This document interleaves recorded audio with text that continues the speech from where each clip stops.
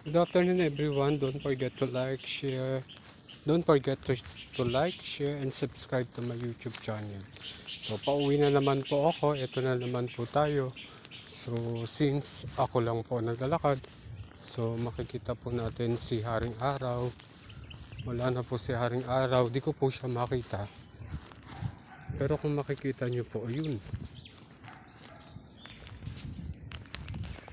Orange na orange po siya. Nakatago po siya sa mga puno kasi kaya hindi po natin siya lubos makita po. Ayan. Pero kung ano po, mataas sa mataas po tayo, kitang kita po siya. Ang kanya pong kulay. Ayan, tabi po. So ayan po. Ayan. Lalakad ulit tayo. So pauwi. So mamaya po kukunan ko po si Haring Araw.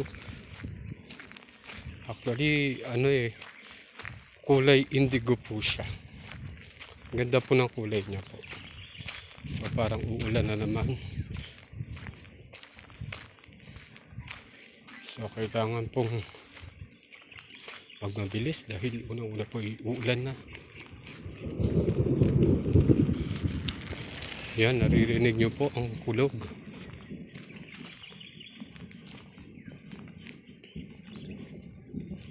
Lord, wag mo na, naglalakad pa po ako. Mababasa po ako. Wala po akong dalang payong. So yun po, sana po ay suportahan nyo po ako. Kasi maganda po yung layunin ko po dito. Kasi unang-una po, una po ay matulungan po si nanay sa kasi mahina na po si nanay. I mean, nakakapaglakad pa po siya pero makikita po natin yung kanyang paglakad ay mahina.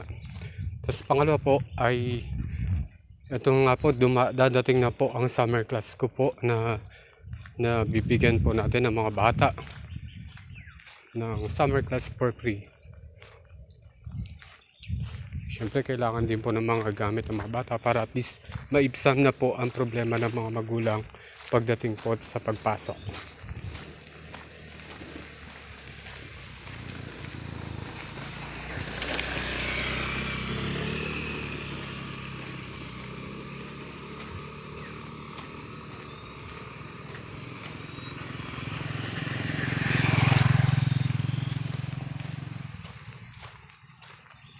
Nalaka ng puno niya, oh.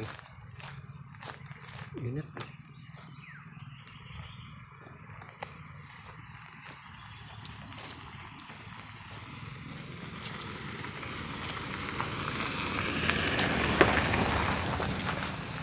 Pagod.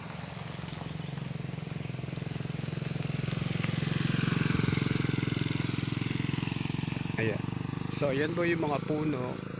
Makikita po natin. Ayan. Magandang hapon po sa ating lahat. At mabuhay po tayong lahat.